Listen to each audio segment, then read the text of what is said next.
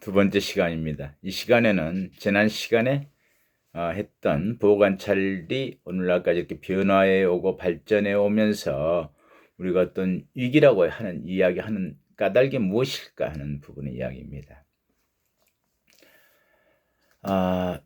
아무튼 1990년대를 통틀어 영국의 형사사법 분야에서 공공보호, 개인의 안전보다는 보호보다는 사회의 안전 이런 쪽 이야기겠죠. 공공보호라는 정책 의지의 정치적 중요성은 빠르게 증가했다. 영국만이 아니죠.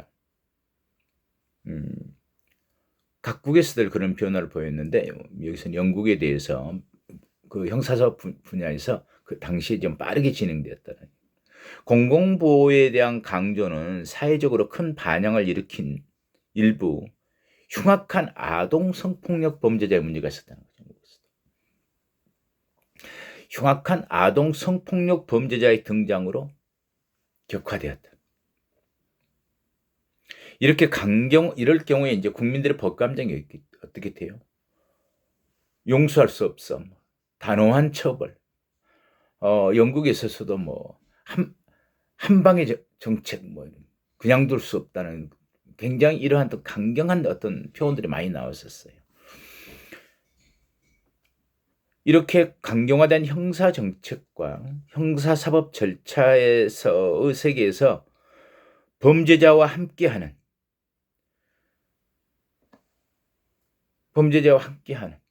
무슨 말이에요? 범죄자를 지원하고 보호하고 함께 보살피고 치료하고 원조하는 그런 분위기들, 지역사회. 그리고 그들의 복지에 헌신하는 보호관찰의 초기 이념은 점차 그 설당을 좀 잃게 되었다. 입지를 잃게 되었다. 강경화의 경향은 원조와 지지보다는 소위 통제와 감시 역할을 보호관찰관에게 보다 더 많이 요구하게 되었다. 이러한 경찰 유사적 보호관찰을 지칭하기 위해서 재밌는 용어도 만들어졌었죠. 폴리스와 프로베이션을 합성한 폴리베이션이라는 용어도 등장하였다. 자, 자료를 보고 이 시간 다시 시작하죠.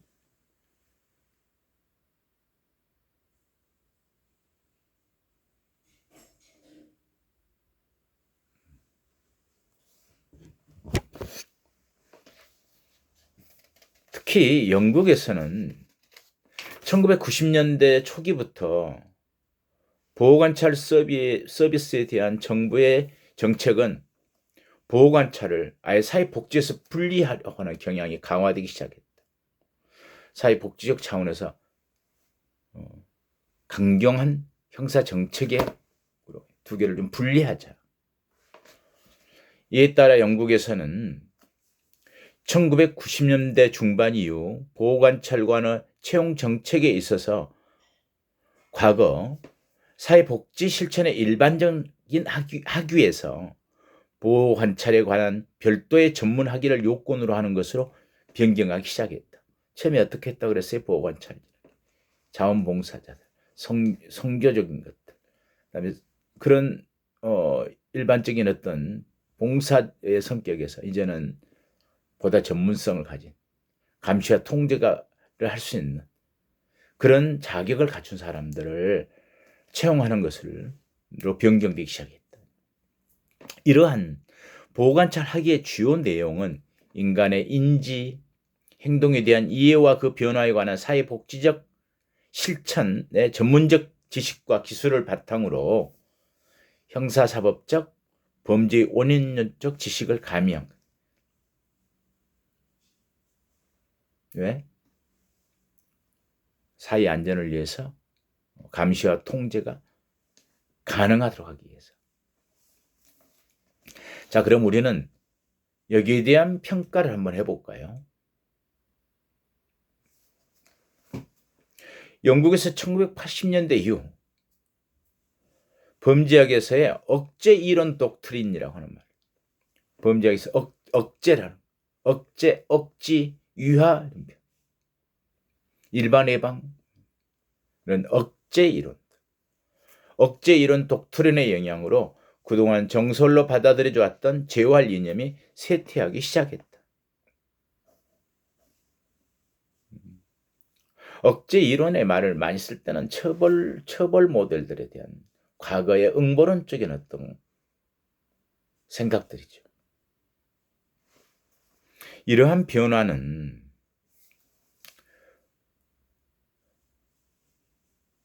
범죄 피해자에 대한 새로운 관심과 범죄 피해자 쪽에 초점을 들어요. 피해자라는 건 누구예요? 범죄가 있을 때 가해자와 피해자가 있을 때 범죄라 그래요. 늘 가해자 쪽의 이야기를 형사정책에서 많이 해왔어요. 이 당시에 범죄 피해자 학이라는 부분도 태동하던 시기예요. 범죄가 있었는데 가해자 이야기만 늘 해요. 피해자는 어디로 가버리고 잊혀진 존재인 거예요.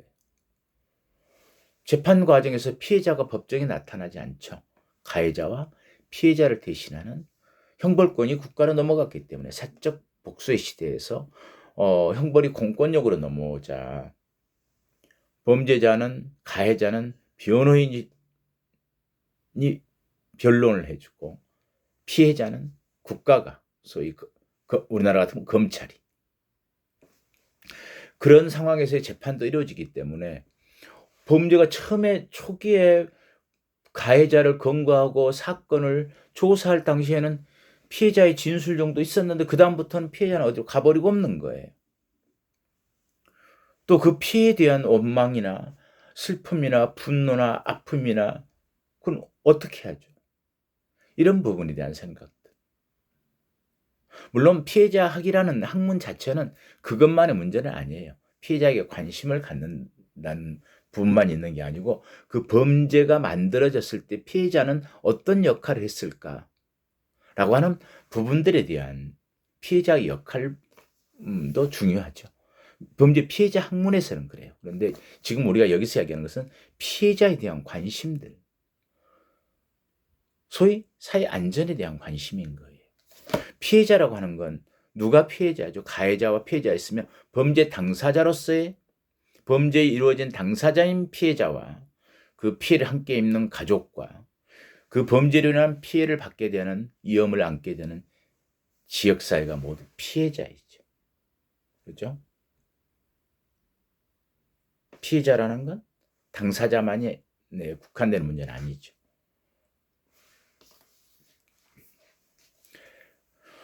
그래서 이제 피해자에 대한 새로운 관심과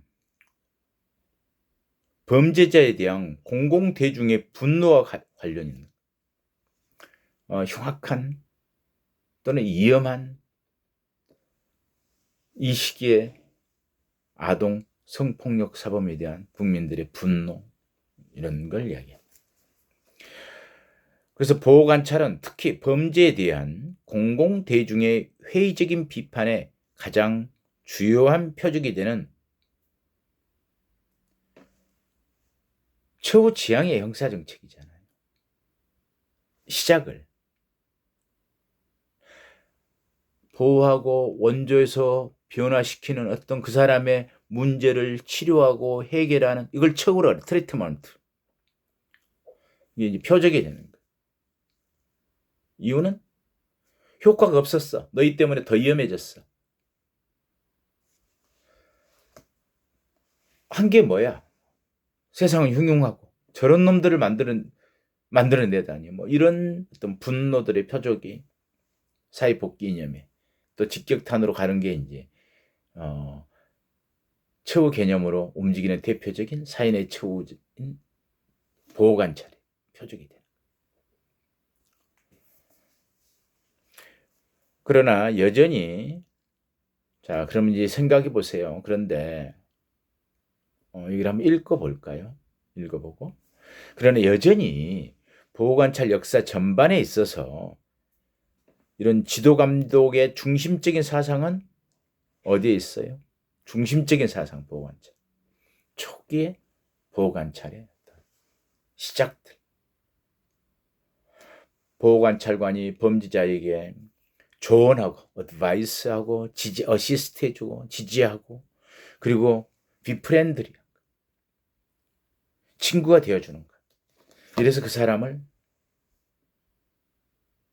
일상생활에 다시 건전한 사회 구성원으로 적응하도록 문제를 치료하는 사회 복귀하게 해주는 이런 것에 그래도 보호관찰의 지도 이념 중심적인 사상이 있는 것이다. 보호관찰을 비롯한 보호관찰적 처우의 중요한 목표는 범죄자 각 개인의 행동을 변화시키는 것이 그랬었지 않나요? 술 때문에 일어나는 어떤 본인의 문제도 있지만 사회에 폐해를 끼치는 해악을 주는 그런 것들을 행동을 하게 되는 것들을 변화시키는 보호관찰 전문가로서 보호관찰관은 대상자와의 개인적인 1대1, 즉 1대1의 관계를 통해서 일을 하고 비프렌드, 어시스트, 어드바이스, 개인 대 개인. 이러한 관계는 변화 과정에 영향을 미치는 데 있어서 필수 불가결한 거잖아요.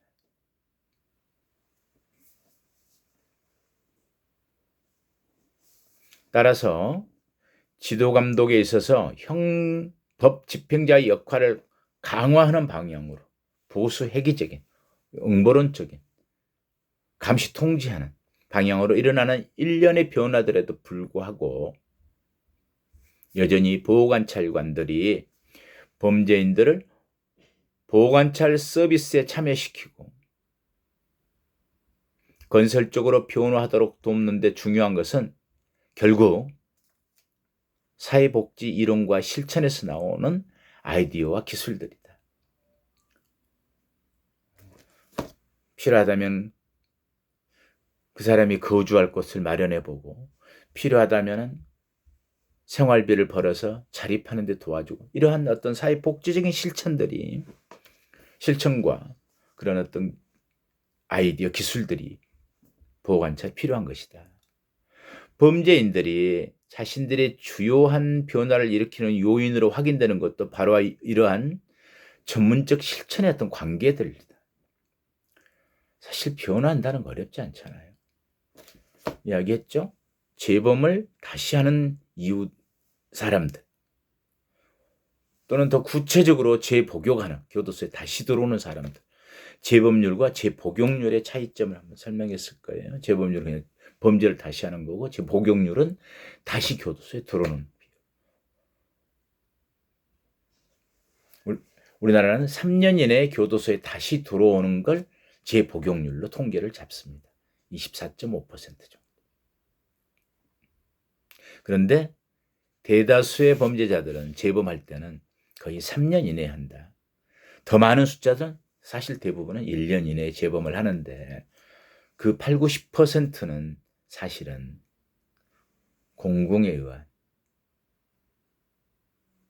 경제적 자립이 안 되는 이런 부분들이 있는데 기술적인 지원이나 실천들은 그런 부분까지 케어가 되고 준비가 되는 어드바이스 해주는 또는 지지해주는 원조해주는 이런 실천적 기술들이다.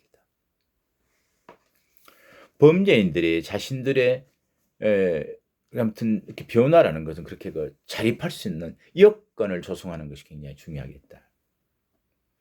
이처럼 보호관찰관들은 대상자들의 변화 가능성과 그러한 변화를 위한 전문적 실천의 가치를 계속 믿어왔고 이러한 사회복귀적 이상이 실천가에게 지속적으로 동기를 부여해왔다.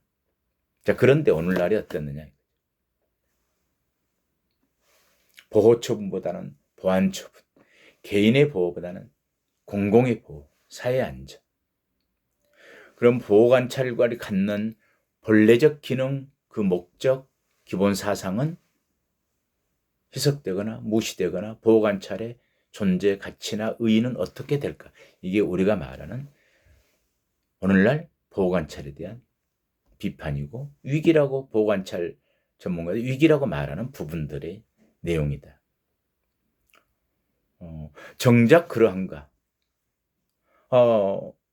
우리는 오랜 역사적 경험을 통해서 처벌 이론이나 구금을 통한 자유의 오랜 동안 박탈들은 재범을 막는데 좋은 결과를 가져왔던가 하는 비판을 하게 되죠. 그게 소위 예전의 처벌 이론들에 대한 비판인 거죠. 일시적으로는 그러한 강경한 방법이 또 물리적으로 우리 사이로부터 떼어놓는 거, 오랜 동안 구금시키는 거, 이런 부분들이 효과가 있을 줄 알았는데 그렇지 않고 범죄는 계속해서 더 많아지고 더 지능화되고 연소화되고 다양해지고 잔인해지고 흉악해지고 이런 부분들 어떻게 설명할 것인가? 자, 그러면 현대 지금 보호관찰마저도 보안처분 쪽으로 가고 강화하고 감시 통제를 했을 때 그 결과는 긍정적인 결과를 가져올 수 있을 것인가? 긍정적인 결과란 건 우리가 지향하는 가치는 뭘까요? 형사정책에서. 그 사람이 범죄자를 하더라도 잘 변화해서 우리 사회에 잘 적응하고 재통합되고 스스로 자립하고 하는 것들을 만들어내는 것이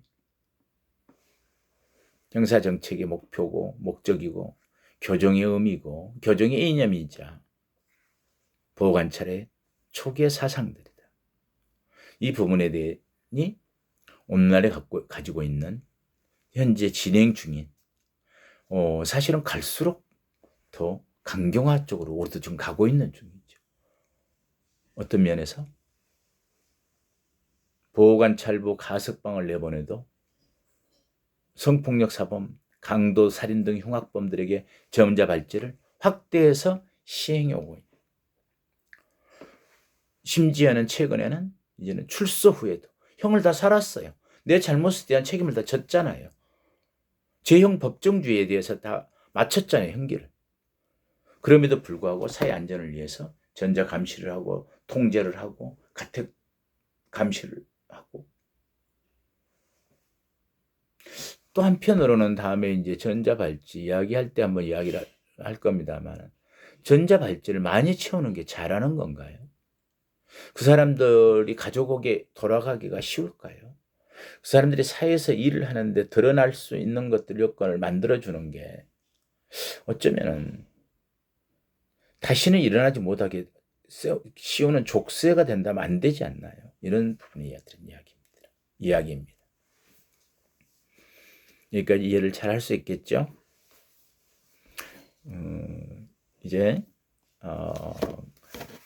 중간고사에 대한 이야기를 좀 안내를 할게요.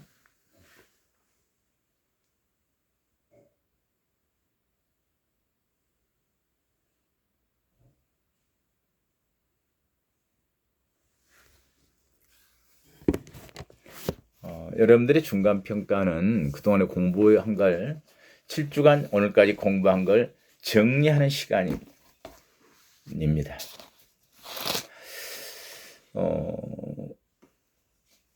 8주차 수요일 7교시 우리 수업이 8주차 수요일 7교시 시간이 15시에서 16시 1시간으로 시험을 보려고 그래요. 제가 생각할 때 글씨 크기는 12포인트 정도면 되지 않을까 싶어요. 더 많이 쓰고 싶으면 11포인트로 써도 되고 12포인트 정도로 해서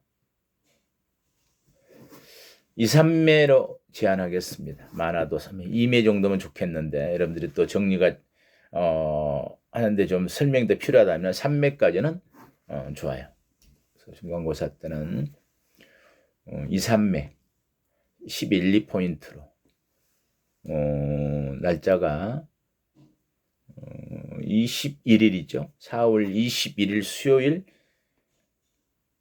7교시 시간에 15시에서 16시까지 1시간 동안 내용은 이런 내용을 공부했던 내용인데요. 네 문제로 제가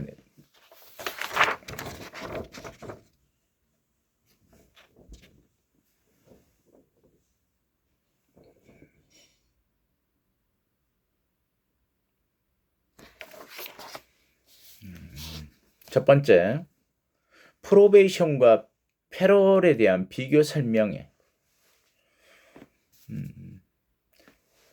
짧게 정리할 수 있겠죠? 프로베이션과 패럴의 성격들, 뭐 다른 걸 써도 좋아요. 보호처분, 보완처분과 연결해서 써도 좋고 영미와 대륙을 설명해도 좋아요. 근데 아무튼 프로베이션과 패럴의 기본적인 어떤 성격들, 비교 설명, 뭐 어떻게 다르고 어떤 점들은 같은지. 그리고 오늘 공부한 내용을 좀 정리해 보세요. 보호관찰의 발전이 변화해 오면서 위기란 말을 쓰는데 거기에 대한 평가. 위기라는 옛날 보호관찰에 대한 비판을 하면서 발전이 왔는데 오늘날 보호관찰이 다양해지고 더 강경해졌는데 거기에 대한 평가. 세 번째는 이 부분은 여러분들이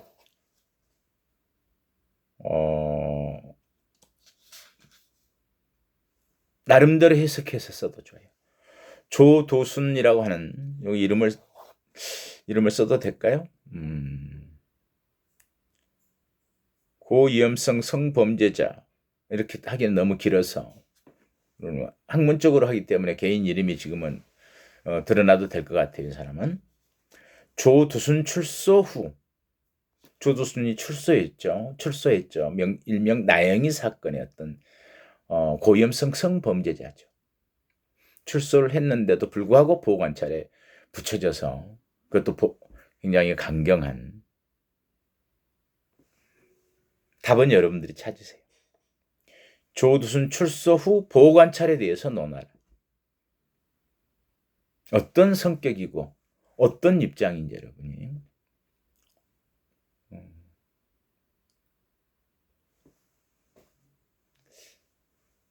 다 이야기하면 재미가 없지 않나요?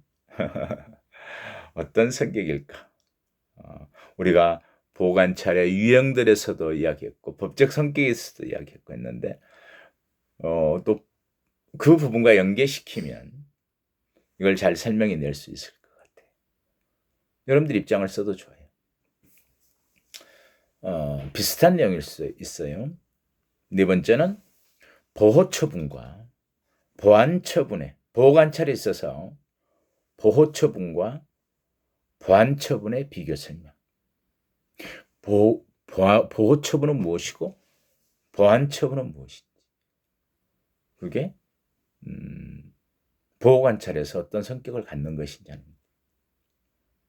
양이 많나요? 뭐 일주일 준비하면 충분하지 않을까요? 여러분들 자료에 다 있는 내용이니까. 이 네 문제 중에서 세 문제만 출제할 거예요. 다 쓰고 싶어요? 세 문제 출제하는데 두 문제는 25점 간략하게 쓰시고 한 문제는 조금 더 정리해서 쓰면 되겠죠. 더 많이 50점으로 세 문제를 출제할 겁니다. 이 내용은 제가 다시 여러분들 백석톡과 백석톡에 또 내용을 적어둘게요. 뭐 당연히 또 시험 출제를 안 해도 적어둘 겁니다.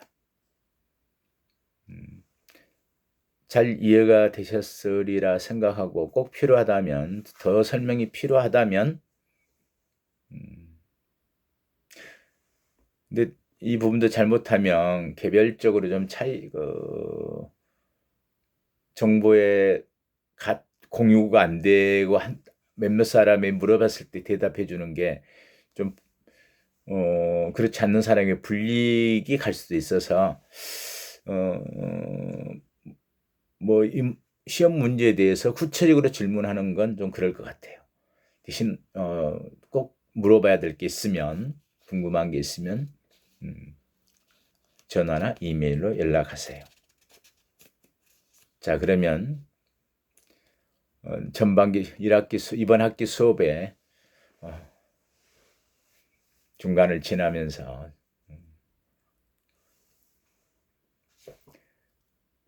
여러분들에게 중간고사 소위 그동안에 공부한 내용들 정리하도록 이야기를 했습니다. 저하고 수업은 이제 9주차에서 만나게 되겠네요. 그래요. 중간고사들 지금 이야기한 내용들 잘 살펴봤다가 정리를 A4 2, 3매 정도로 해주시기 바랍니다. 하나 좀 부탁할 게 있어요. 여러분들이 시험 보는 장면들을 전부 제가 살펴볼 수 없어요.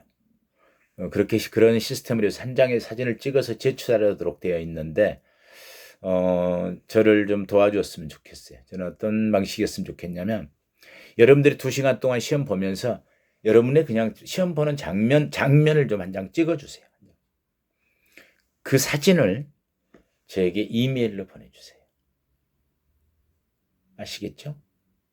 내가 시험 보는 장면을 한 컷 찍어서 그걸 제 이메일로 보내면 제가 시험들 이렇게 잘 보았노라고 이렇게 학교에 제출하도록 하겠습니다.